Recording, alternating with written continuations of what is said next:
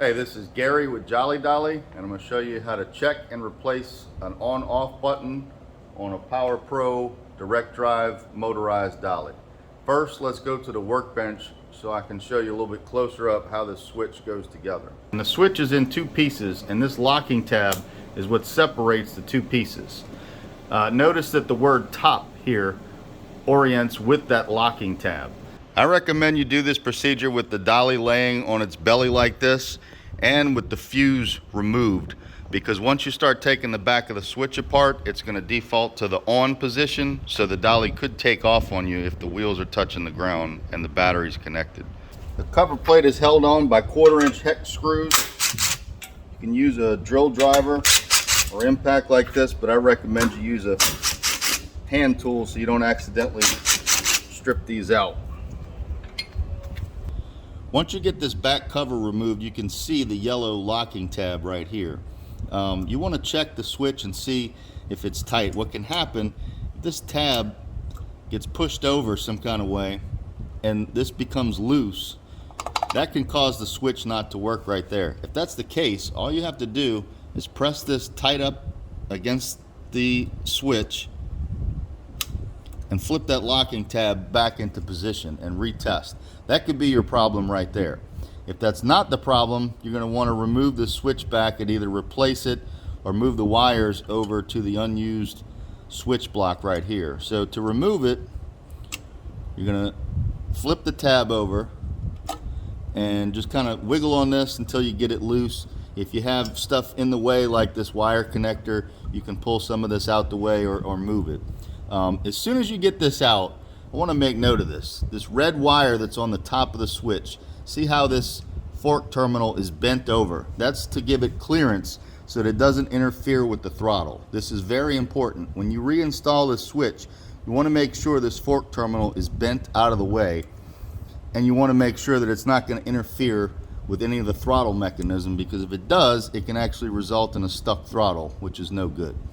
With the back of the switch removed, you want to check this part of the switch and make sure that this is tight. This black ring, if it's not tight, will allow the switch to turn. So if that's the case, you want to use this pick tool to tighten this ring like we showed you on the workbench. And you always want to make sure there's the letters right here that spell out top. That's got to always be visible from this back cover. If you are removing this part of the switch to replace it, you use a pick tool or a screwdriver to loosen this ring right here. Once you get it loose, you can continue loosening it with your finger, and once you get the ring off, you can pull the switch out. And when you put a new switch in, make sure that you orient the words top so that it's facing you. And then of course you put the ring back on. Start to tighten with your finger, making sure not to cross thread it. And then when you get it finger tight, just double check your orientation and then go ahead and tighten it down using a pick or screwdriver.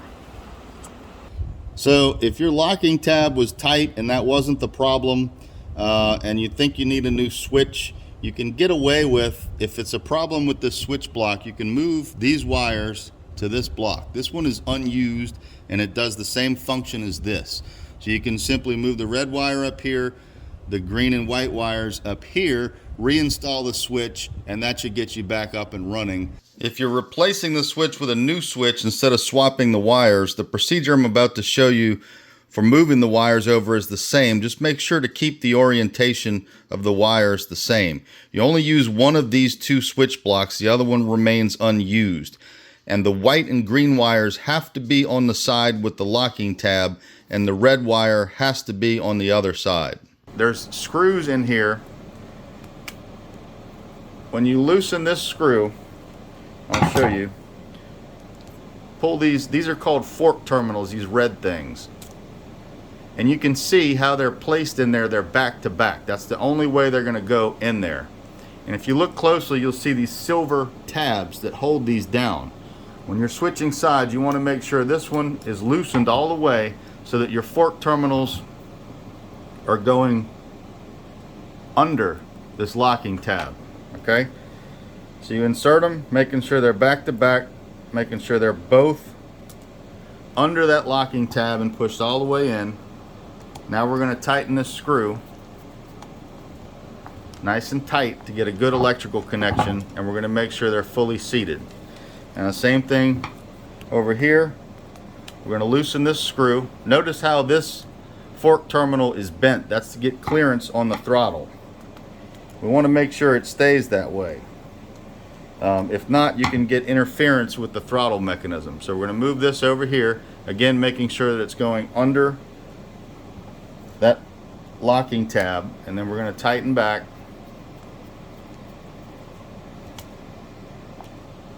and confirm that it's locked in place and it's bent down the way it's supposed to be. So once you're ready to install this part of the switch, again make sure your red wire that's going up top is bent over so that it's as flush with the switch as possible, not sticking straight out.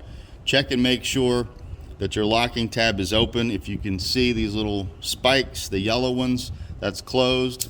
So you flip it so you don't see those.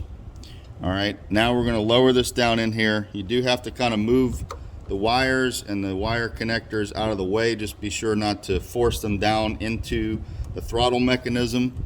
Once you get it on there, you press it all the way firm up against the dolly, and then flip this locking tab back into position. Now your switch should be nice and tight. There shouldn't be any play in there. You should be able to operate it on and off. And then one last check to make sure that there's no wires or anything that's been jammed into the throttle area. This is a stuck throttle. Notice how it doesn't always return to center on its own, and it has some resistance to movement and lacks springiness. This is the way the throttle should behave. Notice how it's very springy and it returns to center easily with no resistance every time. Before you reinstall your back cover, you want to check and make sure that there's no wires directly under these screw holes that could be pierced by the screws once you install them. So you start threading them by hand. Again, it's probably best if you use a hand tool for this. Just for the sake of the video, we're going to use this impact driver, but anything more than one ooga dooga will break or strip these screws. And then one last check to make sure that there's no resistance in this throttle. You should be able to bounce it around like this. You should not feel it rubbing on anything, and it should have plenty of spring back to it. Now you're ready to test it.